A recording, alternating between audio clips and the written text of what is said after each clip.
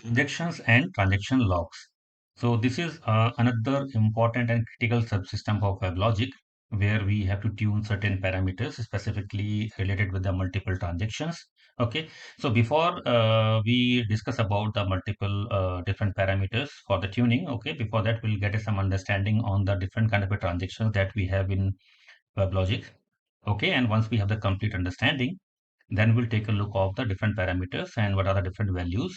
Okay, and what are the different ways to configure these values. Okay, so now in WebLogic, we know that when some requests are getting processed, okay, so there are multiple transactions are involved. Okay, for example, if your application need to contact the database for certain kind of a processing, okay, so it contact the database and it process certain transactions, right? And along with that, there could be multiple target systems as well in the WebLogic. So what does it mean? That means there could be multiple target systems where your WebLogic can contact for a single transaction, right? So initially we have discussed about an e-commerce, okay, where when we book some order, okay. So after booking the order, that need to be communicated to the multiple stakeholders. It need to be communicated to your logistic partner, to your courier partner. It need to be updated to the that product vendor, right? So that means in a single transaction there could be multiple data sources are involved, okay, or you can say the multiple targets are involved. Okay, so let me try to explain with example. So this is your WebLogic, and when it execute a transaction, okay, so there could be multiple sources which is involved in a single transaction. Okay, so this is DB1, this is DB2, and there could be JMS, right? And there could be MQ server.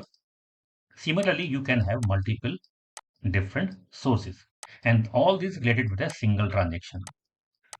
Okay, so now that means when you are doing a single transaction, specifically in e-commerce, we discuss about order booking system. Okay, so this database could be your AWS database if we are booking some order from the Amazon. Okay, and then this could be your logistic partner database, and then you are sending the information to your courier partners, and your courier partners are using the JMSs, right? They are picking the message from the JMS. And similarly, you may have multiple other vendors. For example, you need to inform to the product vendor to dispatch the product, and your product vendor may be using the MQ series. Okay, so in a nutshell, there is a single transaction which has multiple sources, right? So this derive the two different kind of a transaction. One is called the local transaction, and second is called the distributed transaction, which is also called the XA transaction, distributed transactions or XA transaction. So it's very simple. If we say about the local transaction, that means in a transaction, we have only single source. So this is your WebLogic, and there is a transaction that has been initiated by WebLogic. Okay, and there could be only one database involved there. So only one target database is there in your transaction. So if you have only one source, single resource, you can say, so it could be your database, it could be your JMS, it could be your MQ or anything. Okay, so that is called a local transaction. And obviously, because there are only one target system is involved, so this could be faster in comparison with the distributed, right? Because in a distributed, we have multiple source, right? That means a single transaction is need to be coordinated between the multiple sources. So definitely it will be bit slower than the local transaction.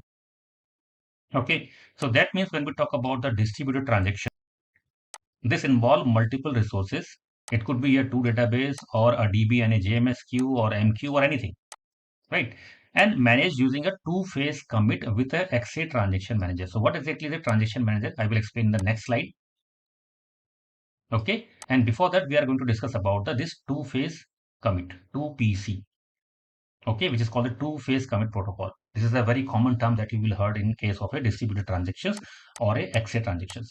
So whenever we configure a data source, specifically in the enterprise system, okay, in WebLogic, then you will see that you need to configure select a database driver during the configuration of data source. So if your application is going to be use the distributed transaction, then we always select the XA driver. Okay, and why we select the Excel driver? Because we know that our application are going to use the distributed transactions where multiple target sources are involved in a single transaction.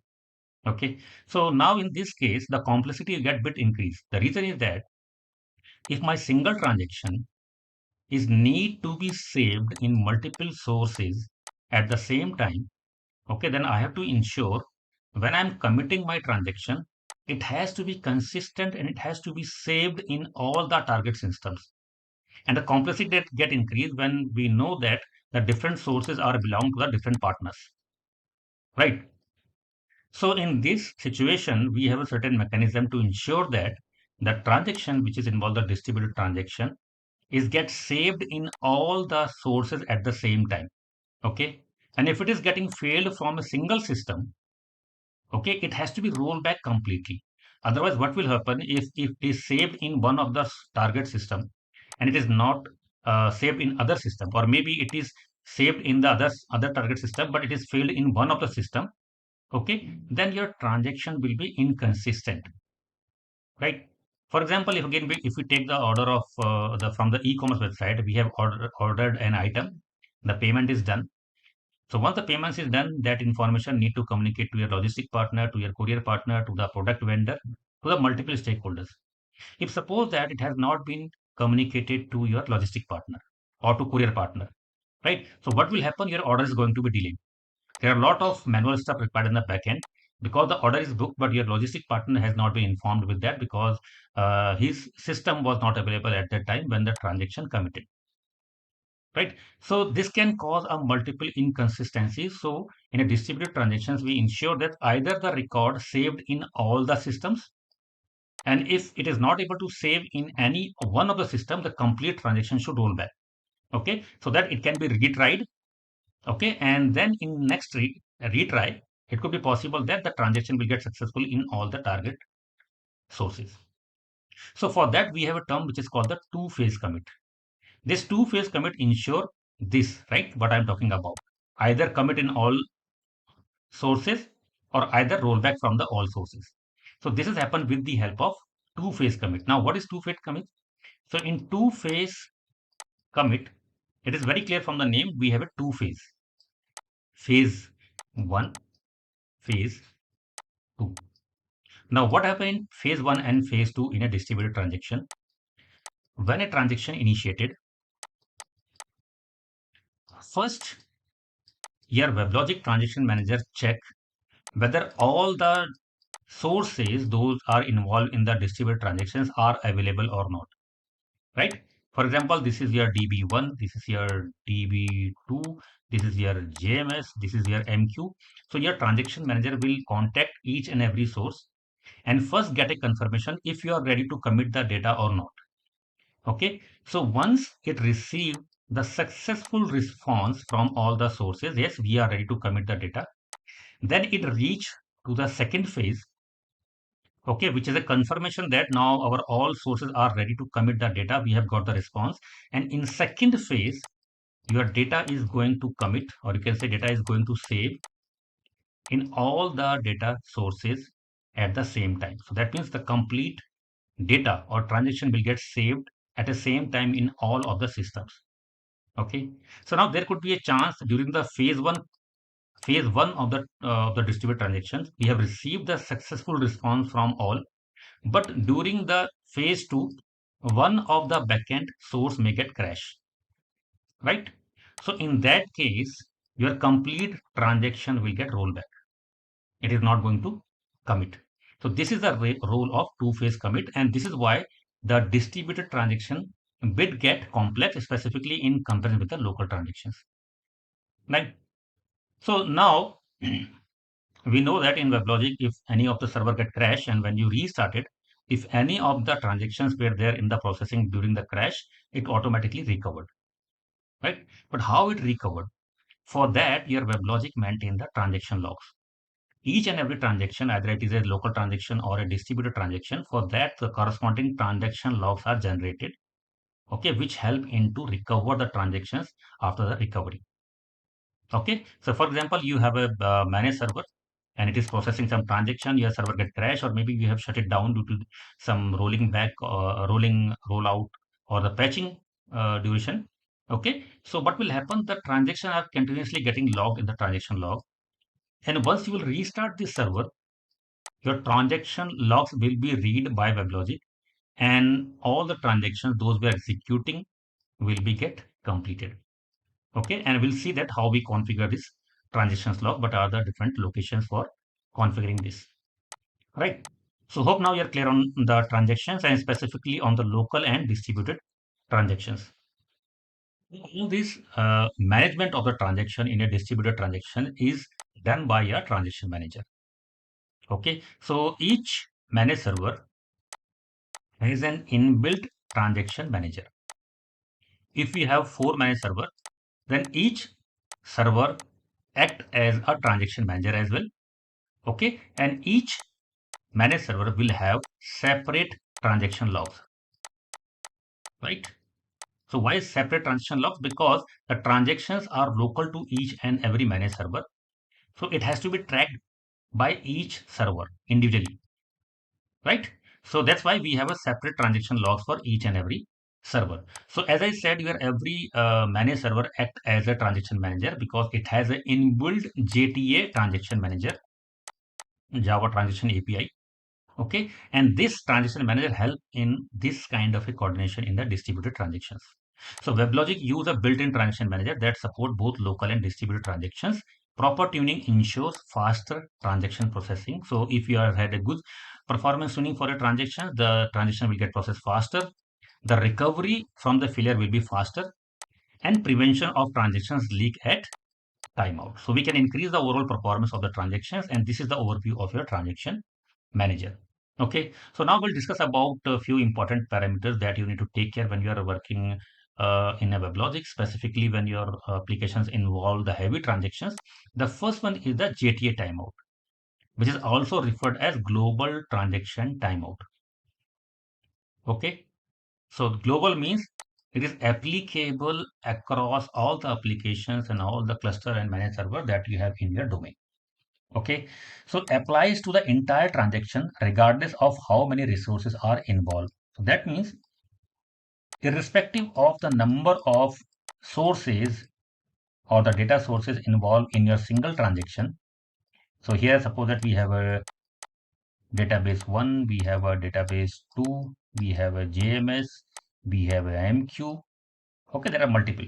So in a single transaction, we have a multiple sources are involved. So irrespective of the number of sources, this JTA timeout will be applicable for all. That means for all sources. Now, what does it mean? This is the maximum time in second a transaction can run before WebLogic automatically roll it back. Okay. So now what happens is that we have to maintain a timeout for a transaction. If it is not getting completed within a certain limit of a time, then it should roll back. It should not get stuck forever. Otherwise, what will happen? Your WebLogic will initiate the multiple transactions, and if your any of the sources are not responding, and your WebLogic is continuously trying to complete this transaction without any timeout, then there are multiple stuck threads will get created in the system. There may be possible that all the threads will get exhausted and your system will get crashed. So that's why it is very important to set that timeout for this kind of a transactions, right? So now here we have a multiple sources are involved, right? So we need a single timeout, okay, which we can configure so that if that particular second of limit is reached, your transactions from each and every source should roll back, right? So for that, we define the JTA, which is also called the global transaction timeout. Why is it is called the global? Because it is applicable for each and every source that is involved in the distributed transactions. That means if we are defining 60, 100 second as the JTA timeout, so every source is going to get this 600 seconds of timeout. That means your WebLogic will wait for 600 seconds for each and every target source, okay, to get the response. Right. So there could be possible that this is your source 1, this is your source 2, this is your source 3, and this is your source 4. And this 600 second limit is apply for all. Maybe from source 1 you get the response in 400 seconds. From source 2, you have received the response in 200 seconds, and from source 3, you have got the response in 100 seconds, and source 4, you get the response in 600 seconds, like this one. Okay, but if your response has not been received within this 600 seconds, either from any of the source, your transaction will get completely rolled back.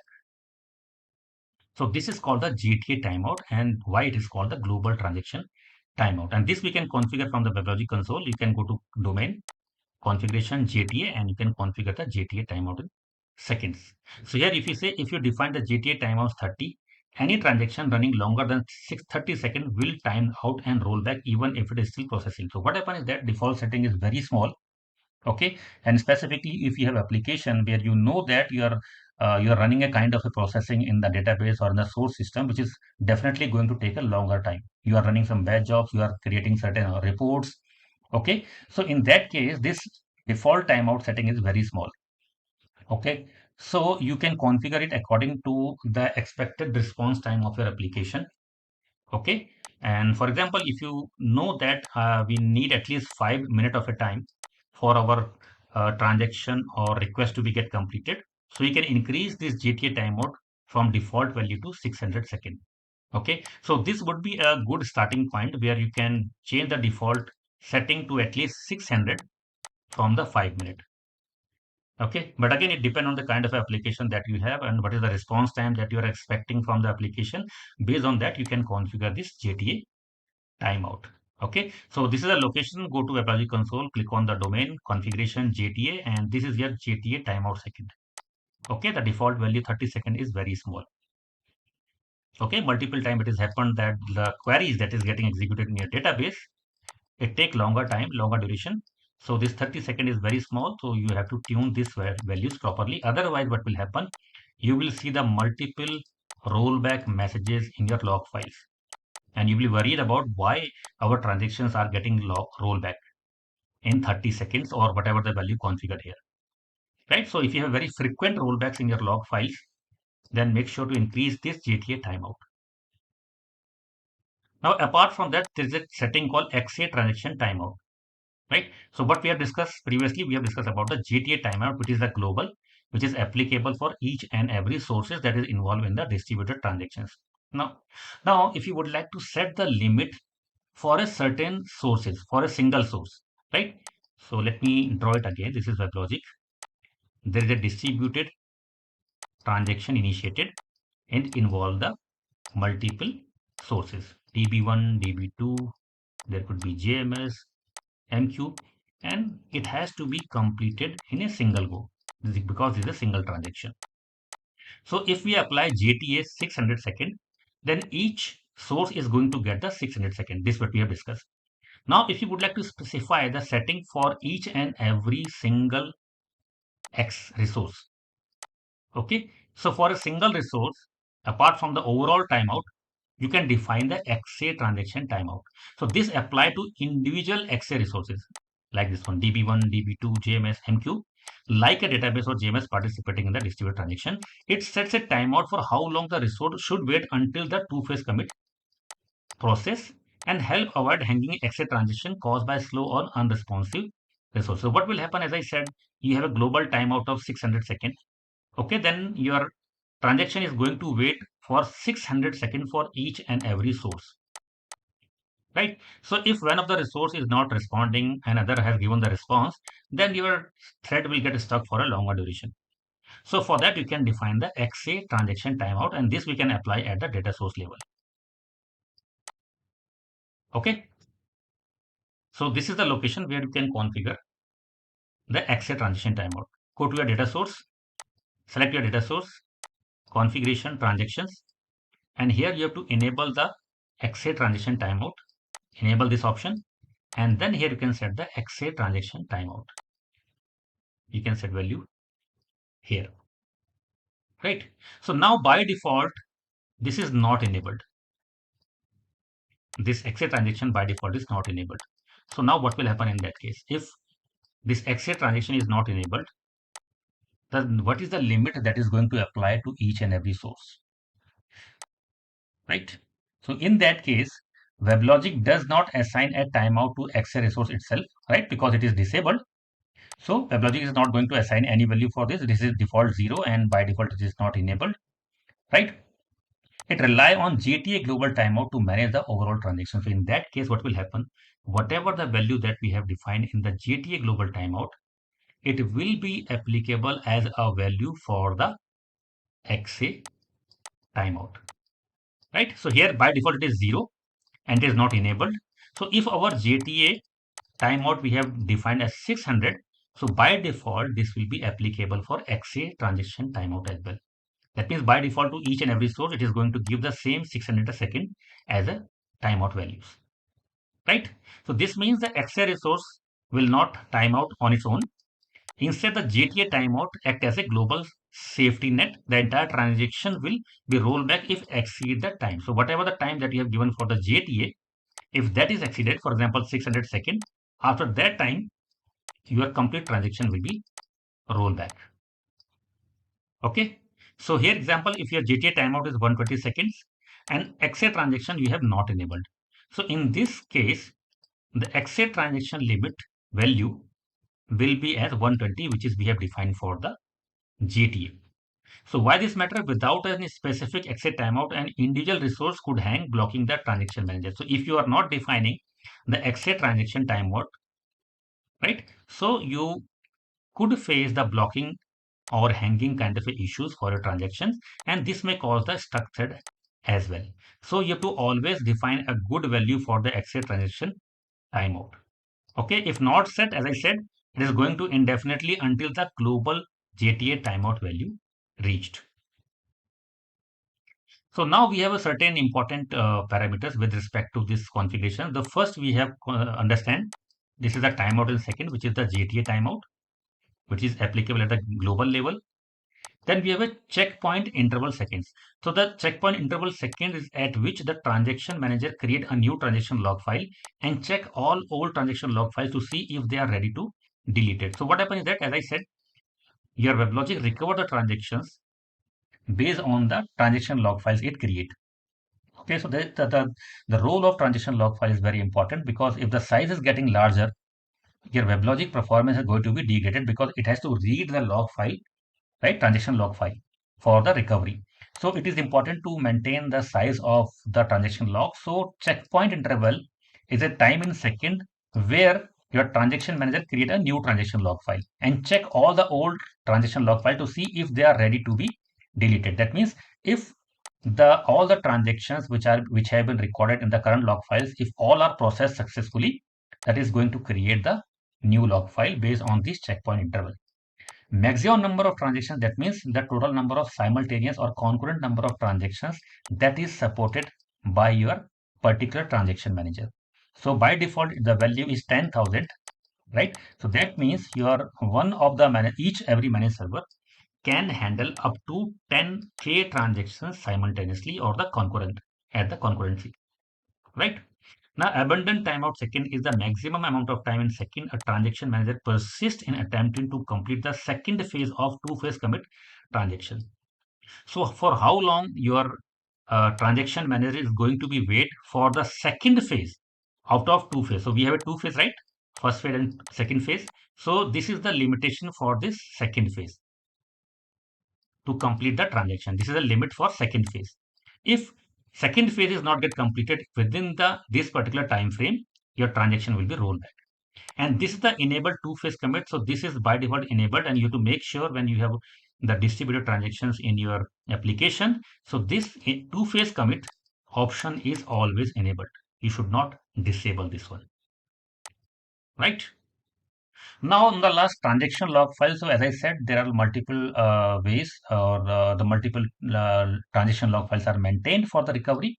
So we have two different categories for that. The default one is the file system based. That means by default, your transaction logs are created at the file system level. Okay, and the another store type is JDBC transaction log store. So first one is the file store. File store. So that means by default, your transaction logs are stored in your file system, somewhere inside your domain. I will tell you where exactly it is, right? But apart from that, for the high availability, if you have a good enterprise system where you have a very highly available database available in the cluster, Okay, and you know that you have a good availability of your database, so you can configure the transaction logs in the database as well instead of the default file system, because it has a dependency on the file system. If any time your file system gets slow, okay, then you may face the transaction recovery problems. Right, at that time, if you know that in comparison with the file system, my database is very highly available and trusted one. So you can create the JDBC based transaction log store instead of the file store. Okay, so for that, very straightforward, because we are going to create the JDBC based transaction store. So you have to create a data source. Okay, and once that data source is created, you need to just replace it with the default store. Okay, so this is the location where we define the your transaction logs. Okay, so go to your environment servers, click on configuration and the services tab. Inside services, you can go to the advanced option, and there you will see the transaction log store option. So here you can see the type. The first is the default store. Okay, that means file system. So by default, your all the transaction log stored in this particular location. Inside the domain servers, go to server, data folder, store folder, and then default folder. So here you will see the multiple DAT files. So this DAT file contains your transactions log, which is important for the recovery of your transactions. And second option, as I said, you have a JDBC base option as well. So click on this Dropbox. So here you will see the other option as JDBC. Okay. So if you want to go with the JDBC option, then select the JDBC option. And here you will get the complete list of data sources that you have configured in your domain. You can select the data source that you want to configure for your JDBC based transaction logs. Okay. And this is a prefix name. That means because your JDBC, your transaction logs are going to store in database. So you need a table in the database, right? So by default, your WebLogic server during the restart, it will create a table in the database. This is the prefix of your table that is going to be created in your system, and followed by underscore WL store.